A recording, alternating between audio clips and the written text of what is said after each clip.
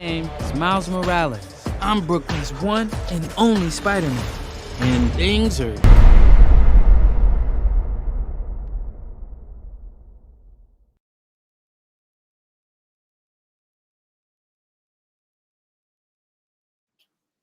Wrong intro again.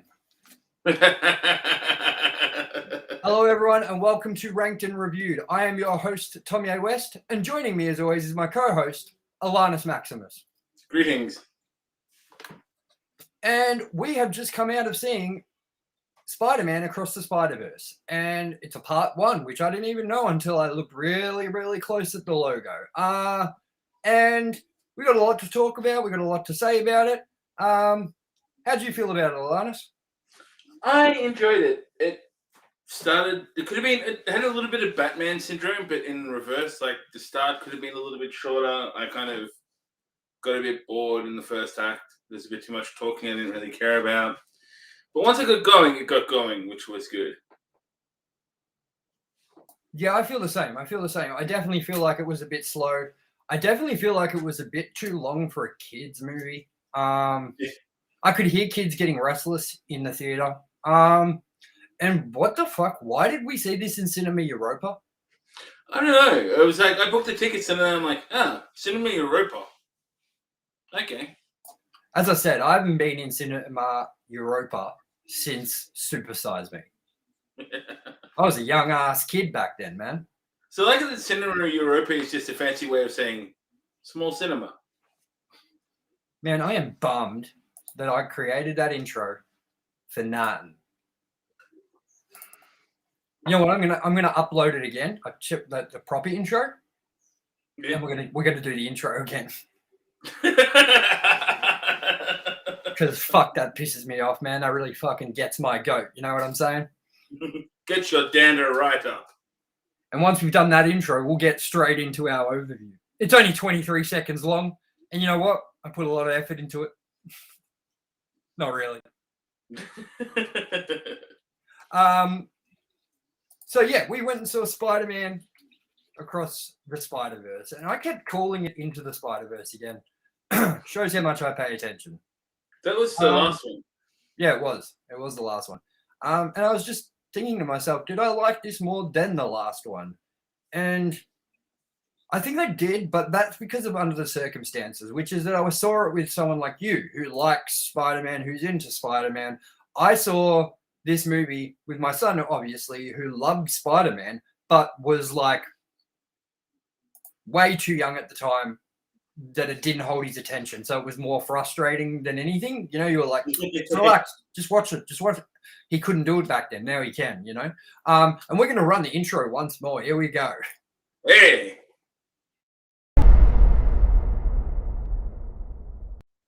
That was better, wasn't it? Was that better? It was. Definitely worth doing, yeah? All right. So let's get into our overview of this movie quickly. This is Spider-Man Across the Spider-Verse. Came out 2023, obviously. We just went and saw it. Rated PG with a runtime of 2 hours and 20 minutes. And it's got an 8.9 out of 10 on IMDb, which is extremely high. The synopsis for this goes, Miles Morales catapults across the multiverse, where he encounters a team of spider people charged with protecting its very existence. When the heroes clash on how to handle a new threat, Miles must redefine what it means to be a hero. Now, this is directed by, okay, I'm going to butcher this fucking name. What? It looks like it's Joaquin Phoenix's name, but it's not. It's Joaquim Dos Santos, Kemp Powers, Justin K. Thompson. It was also written by Phil Lord, Christopher Miller, Dave Callahan, and this stars, man, I'm going to butcher all these names, man. Shameik Moore, Haley Steinfeld, and Brian Tyree Henry. And this had a box office budget of... Its budget was $150 million, which is estimated roughly. On its opening weekend, it made just in US and Canada $120.6 million, and it grossed in US and Canada so far $346 million, with a gross worldwide of 613.7 million and counting. So this movie has been very, very successful. Very successful. So with that, we're going to get into our first impressions and thoughts on this movie. And we're going to start off, like always, with Alannis. Alannis, give us some thoughts and what you liked and what you didn't like. The first few minutes, probably because it was a stupidly long intro, which was confusing. We said it was kind of like a video game almost. It was like 2 hours of watching, and then suddenly intro credits come up. It kind of corrected the MCU and took a slight hit at it, trying to correct the way when they tried to say it was Earth 616, which is a comic book, main comic book world. Then it immediately derailed that by saying that it was Earth 1610, which is another comic book universe, which isn't this movie. And as an Uber nerd, that upset me. That was a bad start. But it had a lot of good cameos, a lot of things I didn't expect to see. It had the dude who plays Miles Morales' uncle from Homecoming in it as the Prowler, which was interesting. And kind of weird to seeing a live action dude in the middle of all these computer generated people. It had some crossovers to a lot of things. Venom, which was pretty cool. My favorite crossover. Sorry, before you keep going on, my favorite crossover, the Lego crossover. That was dope. Yes. So the animation was interesting. I think a lot of it was well done, but a lot of it was also a bit weird. It strained the eyes to watch for so long. Like, I'm glad I didn't see this in 3D. I don't think it would have translated that well for 2 hours of what they did. It would have been hard on the eyes, I think. Definitely. That's what I was saying to you when I saw the preview for it. What did I see the preview for it? I saw it for... It was something Mario? you were not there for. Yeah, Mario. Okay, so I saw it for Mario when I took my son the second time to 40X. And when I saw the trailer for it in 3D, it was uncomfortable on the eyes. I was like, whoa, this is rough 3D. And look, we are big champions. We champion 3D movies. We want more 3D movies. Me and Alannis are big 3D movie fans, and we're glad that this wasn't in 3D. So I think there's too much going on with the animation style changes and things like that for it to run as smooth.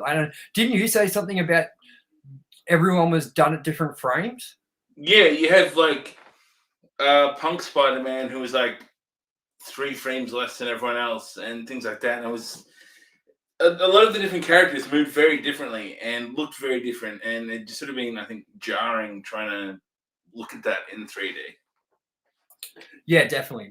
Like, I feel like that's a sort of a... Well, look, Avatar's different. I remember James Cameron saying, like, not everything is at 60 frames or whatever on Avatar. Only, like, the action set pieces are 60 frames and the rest is sort of, like, normal. So I guess we did get changes there with, like, with frames, but it was in chunks. It wasn't like multiple things going on the screen at one time. You know what I mean? Yeah. Yeah, and tell us a little bit more about how you'd put this compared to the previous one, maybe about where you'd put this with Marvel movies in general, and yeah, as a Spider-Man movie. As far as Spider-Man movies go, I'll probably put it around the middle. For Sony Marvel, it was good. It was better than the last one. I think it had a bit more substance, a bit more going on, a bit more intrigue, a bit more drama, a little less cliche as well.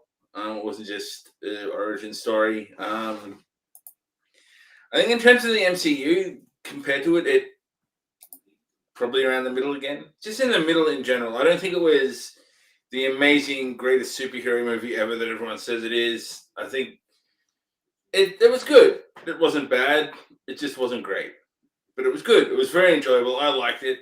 It's definitely up there with my my choice of Spider-Man movies in general. The upper middle. Yeah, it's definitely Wait. You're telling me you like this more than The Amazing Spider-Man 2? I think I did. And Spider-Man 3? Oh man, don't get me started. Yeah, I can't remember where you fall on the Amazing Spider-Man movies. They're okay. They're not great. They're okay. They're better than okay. Spider-Man 3. I thought they're good, man. I think they're good. I think they're highly underrated Spider-Man movies. I think that people gave them way too much shit. When you look at some of the trash we've gotten in superhero movies since, I think those movies were done quite well. I mean, when you look back on them now, rather than how you felt about them in the first place, what would you say now to them compared to some of the stuff we've seen? They're definitely not Morbius. That's what I'm talking about, man. That's what I'm talking about. And like, did you know that I think The Flash did worse than Morbius? That's impressive. Like, I'm not sure if it did worse or if it was close. Could you imagine if Ezra Miller and Jared Leto did a movie together? What's it going to be called? The Groomers? Yeah. Man, they both wanted to start a cult. They both were grooming children. I mean, they're perfect for each other. They should get married. I bet you one of them's going to buy Epstein's Island. We've gone too far, haven't we? Not far enough. We could go further. We just won't. So, yeah, I mean, like, I want to hear more from you about this movie because, like, what was it? What was the things that really sold you on this movie? Because you came out saying that this was like one of the ones that like may have topped like your movie of the year so far. I think the twist, like the ending, was done really well. Where it cut kind of feeling like a good endpoint, and then kind of twisting a bit more and going a bit longer, but not overstaying its welcome. It wasn't a Batman kind of ending where it's like, come on, you should have finished half an hour ago. This actually you kind of sat there watching and going, and legitimately didn't see things coming. I think once it started going, it was pretty nonstop. But yeah, that first half hour, 45 minutes was a bit of a drag. Like, I kind of felt myself like holding my pee and going, am I going to miss something? And I remember going like, I'm pretty sure I missed the start of the good parts because I'm like, fuck it, I'm going to urinate. And yeah, you piss like an old person. Dude, I don't know what it is, man. Like, I've learned to hold my piss so good, like to the point that it's ridiculous. And I don't know if it's like when I was like, oof, oh. Did you hear that? Yep. That was my dog. Sneezing? I don't know what she was doing. Maybe she got bitten by a radioactive spider. Maybe. That'd be cool. That'd be sick, man, if she started doing some like radioactive Spider-Man shit. Yeah. Yeah, like I learned to hold my piss, man, and I remember the time that I worked out that I could hold my piss really well. And that was through The Dark Knight Rises, where I was like so amped for that movie, and I was like, I ain't missing one single second of this movie. So I am going to go now. You know what I mean? Like before the movie starts. And by halfway through, I needed to piss again really bad. And I was like, I'm going to hold it. And I just held it till the end. And by the end of it, I was like, oh, I shouldn't have held it because this was trash. But I was like beelining towards the toilets. But now, man, like, I don't know what it is. As I was going to say before I got interrupted by Lucky's random fucking choking, that when I was a bit of a drug addict back in the day, there are times when you're on things like meth and things like that where you'll be doing something and you'll need to piss and you'll know you need to piss really bad. But 6 hours later, you're like, I still need to piss really, really bad. You know what I mean? You're just not doing it, you know? So, like, I don't know if that's what's helped me kind of get my bladder just in control where I'm like, nah, I can hold it. You know what I mean? Like, I'll drop. You know what makes me piss a lot? Energy drinks. Yeah. Yeah, they do go through you. Like, literally, man, I'll have a can of Coke, all sweet. Have a can of V, Blue V, and, man, I'm pissing 6 times. I don't know what that's about.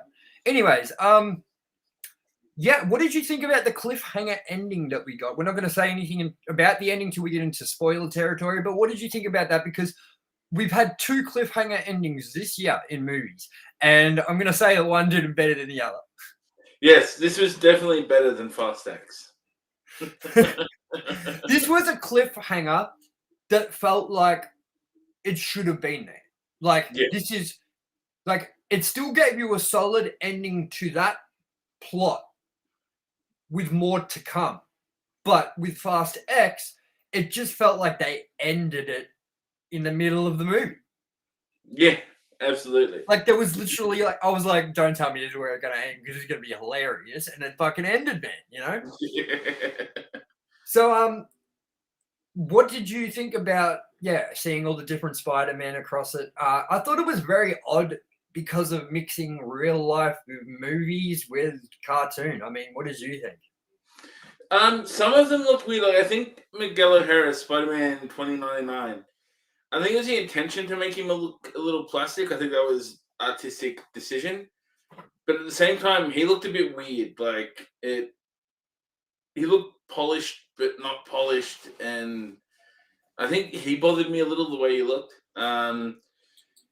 Some of it was really good. Like the punk Spider-Man was really well done. I think his character in general was just pretty much stole the show. He was great.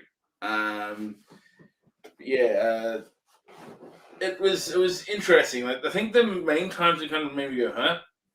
Was when it was live action. And there's actually a scene, I'm not sure if you saw it, but when the villain Spot was kind of going through universes, poking his head through and stuff. All I can think about was how good that looked and how bad the exact same thing looked in The Flash. And it just goes to show when you put in that little bit more effort into making your product look decent, it looks good. Yeah, I really like that Spot Spider dude. Yeah. The white and black Spot dude. He is good. He's good. And of course the Lego was great.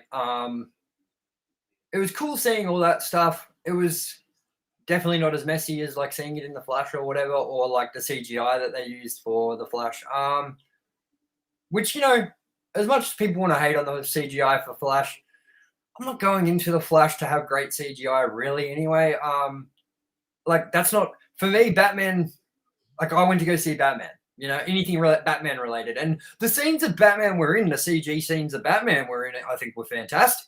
Like the opening scene of Affleck, the chase, you know, where he came out of the back of the like bat thing and then he was on his bike and all that. Like that was all fantastic. It was just the Flash to the weird stuff like where he was in between multiverses and the whole poking his head through other multiverses and things like that. Yeah. That looked all shit, you know?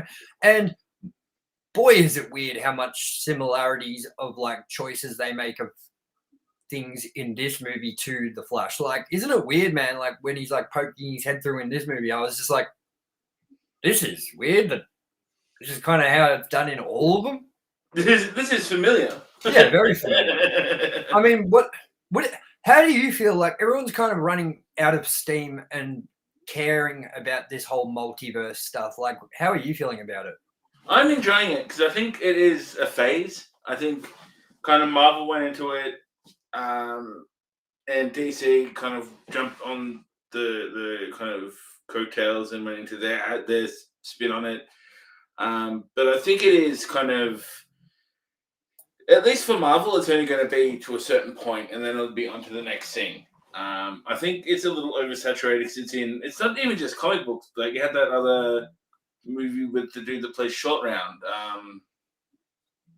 Everything Everywhere All at Once, which I still have to see, but that's another multiverse thing. It seems to be a very hot topic in movies in general at the moment. But I think it'll ease off. I think it's just the fad. I also think it's just bad timing. I think that like since Doctor Strange Multiverse of Madness, we've gotten quite a lot of them, and I just think that it wasn't like everyone intended to do that. It was just the way it panned out. Like we got Doctor Strange, we got Spider-Man, we got now this Spider-Man, we got the other Across the Spider-Verse, we got the Flash. You know, it's happened quite a bit now, and I think that I'm hoping that, you know, these were probably getting made around the same time. probably had very little like studio like crossover where they were understanding that this is exactly what the other studio is doing. With the Flash, it's kind of hard to avoid that when you're doing sort of like an adaptation of the Flashpoint paradox. So, and that was like that movie's been in plan since like 2014 or whatever, you know. So it's like it just seems to be bad timing that all these multiverse movies are coming out sort of in the same go. I wouldn't really say that people are just copying each other or whatever, or people are trying to jump on what's hot at the moment. I think it just happened to be coincidental. So, yeah. And has this? What has this done for you for the future of this adaptation of Spider-Man? Are you excited for Part 2 Across the Spider-Verse? I believe it's weird because it's called Part 1, but I heard that it's Beyond the Spider-Verse. That's what I've heard as well. So, and I mean, I'm not on the edge of my seat going, I have to see it like I was with, say, Endgame. But I am keen, and I like that there's only a year gap. We are getting the next one. Well, at this stage, we're getting the next one next year. Oh, I didn't know that's all it was. Yeah. Crazy. So, like, I'm having a look now. I'm going to see if I can find the... so it is called Beyond the Spider-Verse, the next one. After leaving off from Spider-Man Across the Spider-Verse, the story continues. No shit. That's what the synopsis is. So yeah, and that is 2024. And by the way, I didn't see. Was that Andy Samberg's voice? It did sound like him, didn't it? It sounded so much like him, man. And I'm pretty good with poking that shit out. You know what I mean? I'm just trying to find it, see if I can. Yep, it was. It was Andy Samberg. That's awesome. That's awesome. I love Andy Samberg, so that's cool. How do you feel about Shameik Moore's portrayal of Miles Morales? Yeah, I think he's reasonable. I prefer the video game Miles Morales, I think. But I don't. I didn't know that Spot was done by Jason Schwartzman from Rushmore. And I did not know that Jake Johnson was Peter Parker. I did not know that either. Jake Johnson's the guy in Jurassic World that's like the tech computer dude that wears the Jurassic Park shirt and all that. You know what I mean? Yeah. Yeah. Very interesting. Good cast. Very good cast. I found this to be quite heavily based on Spider-Gwen as well, hey? I kind of enjoyed that a bit because I enjoy her a bit more of as a character as opposed to Miles Morales. Like, I thought the band thing was a bit weird, but whatever. Yeah. And it definitely I did like that they spent a bit more time with Spider-Gwen or Ghost Spider or whatever they're calling her in this particular franchise. Yeah, that was good seeing a bit more of her and having her a bit more fleshed out. I'm definitely still not going to say that this is my favorite Spider-Man movie, though. No, it's not my favorite, that's for sure, but it is solid. And that's the cool thing, is that even though we're doing this year's ranked and reviewed a little bit differently, where we are doing all the movies we see throughout the year ranked, and we usually would do a 40x ranking for a movie if we've seen it in 40x. Unfortunately, we're doing this very late into the run of the movies. The only reason we're doing it is because we do not want to have this as like a gap in our yearly list. Otherwise, if we weren't ranking movies year by year, the whole year, we probably wouldn't have gone on seeing this movie this late into its cycle. So we missed the 40x formatted sessions. I think we only missed them by about a week. Yeah, literally. Yeah. And pretty much was either we could have seen Transformers off the mark, or we could have seen Spider-Man. Yeah. And we obviously went with the new movie because it was new and fresher and made sense. Definitely. And yeah, I'm kind of glad we didn't see it in 40x again as well, saying that because of the 3D aspect, which again, I said I saw the preview for it, and it was the first time that I looked at a 3D movie and was like, nope. That's what I will say about The Little Mermaid. I have not seen that movie, and we are not going to see that movie. We don't give a fuck about that. It's clean and gone, hasn't it? It's still on, just. Oh, no. It's just holding on. Like, dude, this is how bad that movie's done, but not as bad as The Flash. Listen to this, you ready? Right now, The Flash is at number... Okay, so you can look up movies at the cinemas, like when you're booking tickets on Village or whatever, by popularity. Yeah? Mhm. At the top right now, you've got Indiana Jones and the Dial of Destiny. Right underneath that, you have Spider-Man Across the Spider-Verse. Right under that, you have Transformers. Then you've got all these fucking movies that I have no idea about. And then right at the bottom, at 7th and 8th, you have The Flash and The Little Mermaid. That's how bad those movies are doing. The Flash has been out for what? 2 weeks? Yeah. That's horrible, man. That's so bad. I feel bad for that movie. Not because of, like, you know, I don't feel bad for Ezra Miller or whatever. I feel sorry for everyone involved in that movie. And I also feel sorry for, like, people like Michael Keaton who, like, you know, finally came back after all this time and fucking, what did we get? We got a movie that's underperforming severely. You know what I mean?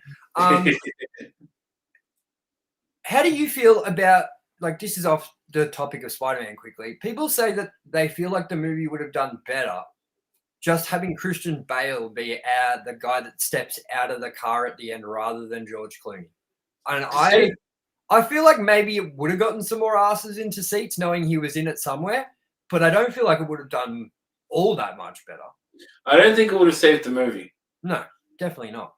I mean, it's hitting streaming services within, I think it's hitting streaming services later this month or August. That's quick. Very.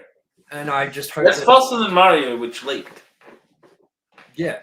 That was so funny that a TV station in what, like, somewhere in Central South America. No, it wasn't. It was like Europe. It was like Bogota or something. No, not Bogota. That's fucking South America. It was like fucking. It was like, yeah, it could have even been South America. I don't know, man. But they fucking played it on television. Oh my god, man! I'm surprised Nintendo aren't fucking throwing that whole country into oblivion, bro. They've destroyed people's lives over modding. You know what I mean? So I don't know. With that, we're going to get into some quick spoilers, trivia, and then into our ranking because we've got something else we wanted to discuss a little bit quickly before we wrap up tonight, which will be broken out into a second video. So with that, Alannis, some spoilers. What did you think about it being Miles Morales at the end, turning into Prowler? Prowler? That was probably the least, like, that twist there, I was just like, it was everything else that I think was good, like where you thought he'd gone home, but he was in the alternate universe and his dad's still in danger and things like that. I think those were really good twists. The Miles Morales being the Prowler, that was the one twist where I was just kind of like, I don't care. I don't think that's going to have a lot of gravity, and it just didn't feel. It just kind of tacked on in the end. It's funny too because, like, little kids don't understand that stuff, man. And I heard a little kid right behind us when it happened go, "Who's that?" And the mum I heard go, "It's him." And the kid's like, "What do you mean?" By the way, did you hear that weird as fucking like noise behind us just as the movie started? Yeah, what was that? Like someone going, "Ah!"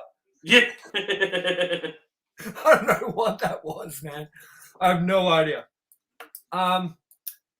So I mean, let's get into some quick trivia, and then we'll get into ranking. I mean, there's not much else to say about spoilers with this movie.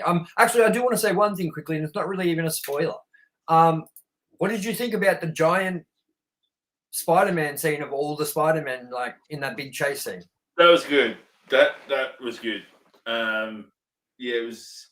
It's one of those things where that whole actual HQ part is the kind of thing where I want to get it to kind of go through slowly to see all the things that I know I would have missed. Like there's a lot of kind of things in the background. And it's like, oh, that's that guy. So, yeah, that was really well done. I like it. I really like. Sorry, 1 second. I'm trying to find the window here. I really liked seeing some of them, like some of the spider like characters are really funny. Like I like the spider dinosaur. Is that like a real thing? Yeah. Yeah. So it's not like would it be one of those what ifs? Yeah, one of those alternate universe, this happened kind of things. Yeah. Yeah. Very cool. Very cool. So I mean, with that, I think we're going to get into some quick trivia. As we said, we want to make this a little bit shorter than usual. It's very late at night, and also we just wanted to quickly do another quick video. So.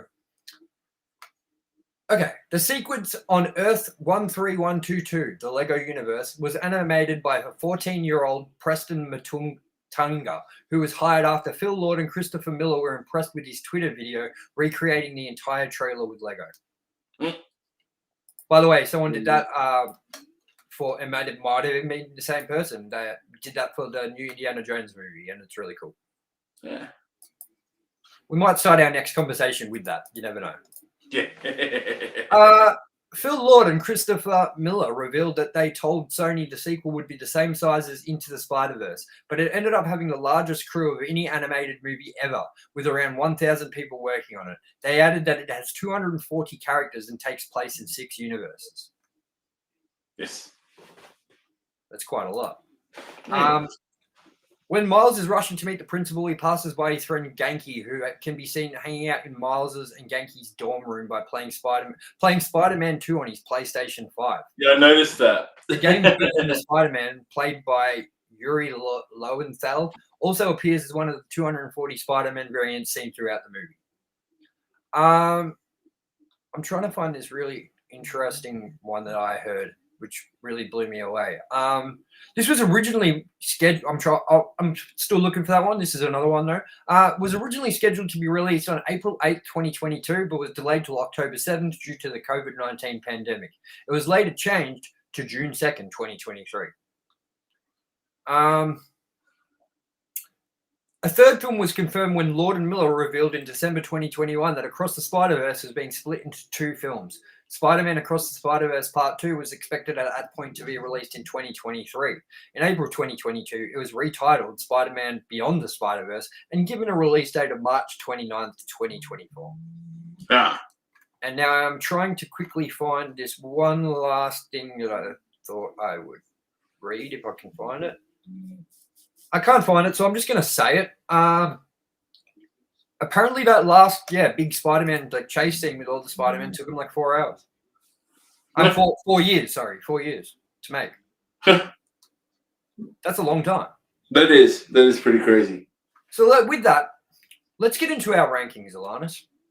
Yes. Now, there is no 4DX ranking this time, and that is because we did not see it in 4DX as previously stated. So we are just going to bring up, first off, we did rank it against the Spider-Man movies we have done already, and we are going to continue this Spider-Man ranked and reviewed series in our downtime between movies, because sort of it's starting to slow down a little bit now with new releases, ones that we're really needing to go see. So like we've got Mission Impossible coming up, Barbie, Oppenheimer, but they're all sort of spread out a little bit where it may give us some time to do some of the Spider-Man movies. So we plan on doing the rest. So for now, we'll pull up our rankings where this goes in our Spider-Man ranked and reviewed list.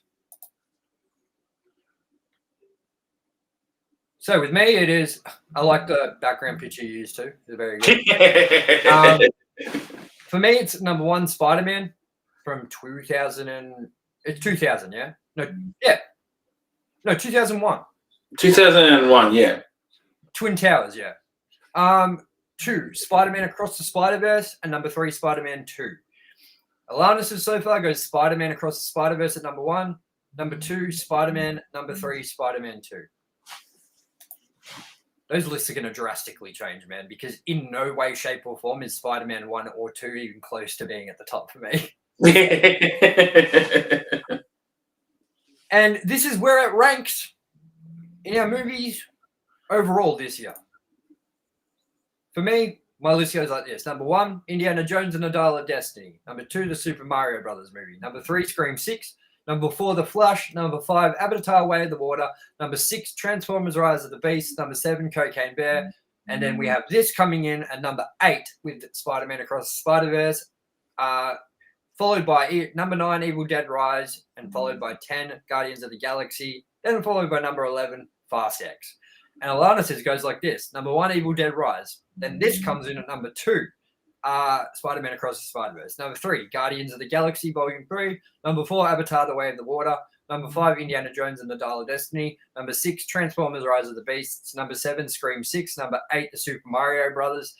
Number 9, The Flash. Number 10, Cocaine Bear. Number 11, Fast X. And the more I read your list, the more angry I'm getting, Alannis. I did bump Avatar up a little bit for the continual viewers there. You put it in front of the Indiana Jones. Are you trying to fuck me off, mate? God damn, man. God damn. So we're going to end this stream quickly. This current stream, we're going to end it, and we're going to quickly go into another live video straight away, and we're going to discuss something that I think needs to be discussed. It's going to be a short one, but make sure you stick around for in the next 5 minutes or so, and we will be back with something else we wanted to talk about. I've been your host as always, Tomye West, and joining me has always been my co-host, Alannis Maximus. And we will see you in like 5 minutes if you're sticking around. If not, we'll see you when you watch it. Like this, you may watch this later on. Who knows? Thanks, everyone.